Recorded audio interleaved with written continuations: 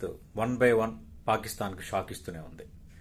కొత్తగా financial action task force FATF సంబంధించి grey జాబితాలో పాకిస్తాన్ పెట్టాలని భారత్ తన ప్రయత్నాలను ముమ్మరం చేసింది. ఇప్పటికే ఇంటర్నేషనల్ మానిటరీ ఫండ్ అంటే అంతర్జాతీయ ద్రవ్యనిధి సంస్థ నుంచి $7 బిలియన్ రుణం పొందేందుకు పాకిస్తాన్కు IMFకు ఒప్పందం కుదిరింది జూలైలో. కానీ దాదాపు అది మన ఇండియన్ కరెన్సీలో చూస్తుంటే 59,000 కోట్లు. దీన్ని ఇక ఆపేయాలి పాకిస్తాన్ చర్యలనున్న అంశాన్ని ఇప్పుడు భారత్ IMF ముందు గట్టిగా వినిపించబోతోంది. అయితే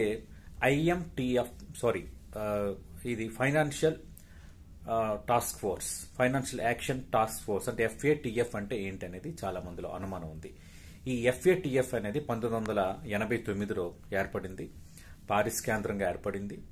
ఇందులో G7 దేశాలతో పాటు అటు ఐరోప్ కమిషన్ కూడా ఇందులో కలిసి ఉంది. అంటే ప్రధానంగా G7 దేశాలు బాగా అభివృద్ధి చెందిన దేశాలు కాబట్టి మిగతా దేశాలపైన కొన్ని ఆంక్షలు అనేవి అమలవుతున్నాయి. ప్రధానంగా అవినీతి, అలాగే అక్రమ మార్గాల్లో డబ్బులు సంపాదించడం, అలాంటి వాటికి ఆయా దేశాల్లో కొన్ని బ్యాంకింగ్ ఆర్థిక వ్యవస్థలు సహకరించడం అనేది చాలా దేశాల్లో ఉంది. దీన్ని కంట్రోల్ చేయాలన్న ఉద్దేశంతోనే ఈ ఫైనాన్షియల్ యాక్షన్ టాస్క్ ఫోర్స్ ను ఏర్పాటు చేశారు. ఉగ్రవాదం సంబంధించి ఇలాంటి చీకటి మార్గాన్ని వస్తున్న నిధులతోనే ఉగ్రవాదం పెళ్లిబిక్కుతుందన్న నేపథ్యంలో దేశాలకు ఆంక్షలు కూడా ఉన్నాయి.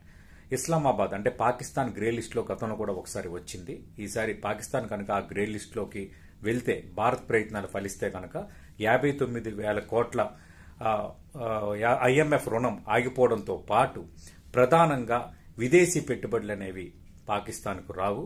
దాంతో పాకిస్తాన్ ఆర్థికంగా ఇంకా దివాలా తీస్తోంది. ఇది కూడా ఒక రకమైన స్ట్రాటజిక్ స్ట్రోక్.